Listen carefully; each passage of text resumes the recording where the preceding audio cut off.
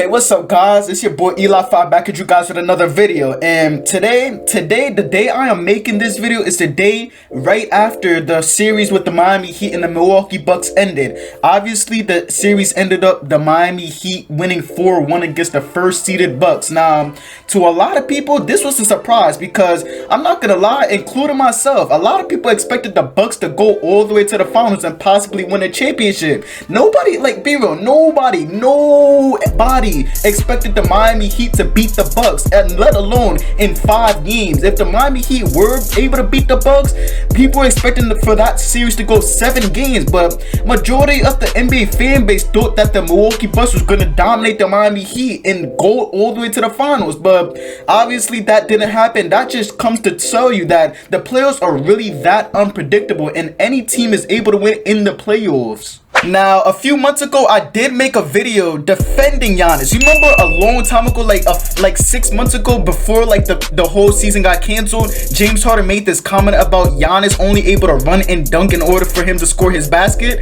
Ever since he said that, the day after, at that time, I made a video defending Giannis as to why James Harden is wrong. But I'm not gonna lie, after this series, after I watched Giannis Antetokounmpo play in this series, I'm actually starting to think that James Harden is starting to be right. Because I'm not gonna lie, Giannis was getting I wouldn't say outplayed, he was just not playing to his potential. Like, in the regular season, he was very dominant. He was dominating everybody. Ever since he started facing the Miami Heat in the second round, the Miami Heat played him so perfectly. Like, I feel like Giannis is just that he doesn't have anything else to his game. Like, his shot, he is there, but it's not consistent enough to be like a respectable jump shot for people to defend it. So, and he doesn't have, like, if you see Giannis play, he doesn't really have any post moves. He just runs and drives and then tries to outbody the defender and then tries to score his bucket. But the Miami Heat, throughout this whole series, they seemed like they was like defending Giannis as well. They were clogging the paint at all times, and then every time Giannis was trying to drive, they clogged the paint to the point where Giannis couldn't get any like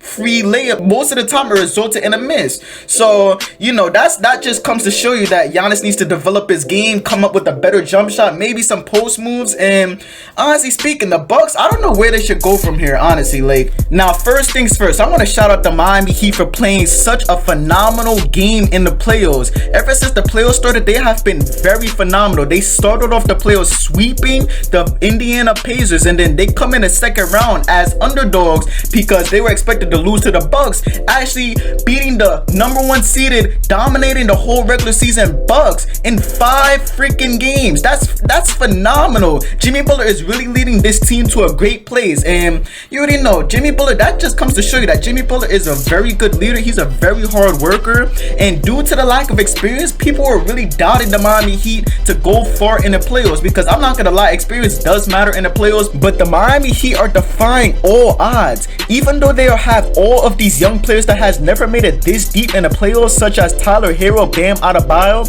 Kendrick Nunn, and so on, they are making it seem like it's just a normal thing for them. In my personal opinion, due to how great the Miami Heat are playing right now, I really wouldn't be surprised if they make the NBA Finals, like, honestly. But the main thing that's in my head right now is, where do the Milwaukee Bucks go from here? Last year in 2019, they were the first seed as well, but obviously you know what happened in the conference finals. They went up 2-0 against the Raptors and lost 4 straight to lose, and then this year's the same result, just in the second round. But obviously, since those 2 seasons back-to-back were disappointed, something's got to change, right?